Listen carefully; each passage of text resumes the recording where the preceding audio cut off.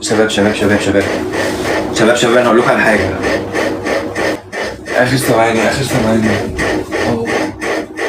ازيكم عاملين ايه؟ مش عارف ابدا معاكم الكلام ازاي بالمناظر اللي انتوا شايفينها دي، بس هو الواحد يصحى من النوم على مرار طافح. ما انا قلت لكم هو شكله مرار طافح وايام مش معديه.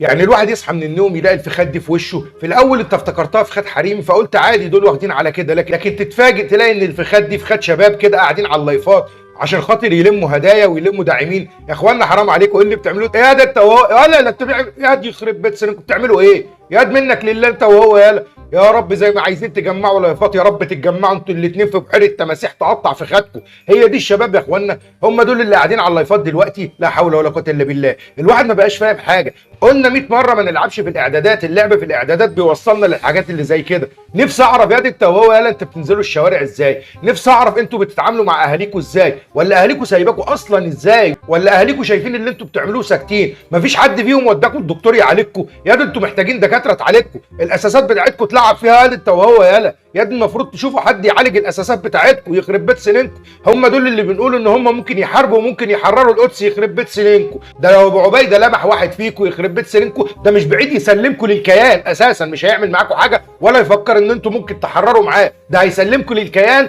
تبقوا ترفيه ليهم. يخرب بيت سنينك انت وهو يالا. يا دي تلم يا قلب في خرق. يخرب بيت سنينكم على اللي انتوا بتعملوه. والمشكله ان كل واحد فرحان بنفسه وهي عيال مزعزعه. انت عارف يالا انت لو مليان شويه ولا مدملك شويه هنقول ماشي، لكن يخرب بيت سنينك ده انت معصعص انت وهو. اتلم يالا انت وهو. يخرب بيت ايامكم اللي ما يعلم بها الا ربنا. واللي هيجنني وهيطير برج من دماغي ان في داعمين للناس دي. يخرب بيت سنينكم انتوا كترتوا قوي كده. ده الواحد ما كانش عايش بقى وما كانش فاهم اي حاجه. يخرب بيت السوشيال ميديا اللي بهدلتنا بالمنظر اللي انتوا فيه ده. يا دي تلم انت وهو يالا. ربنا يسلخ فخدك انت وهو يا بعيد عشان تتلموا.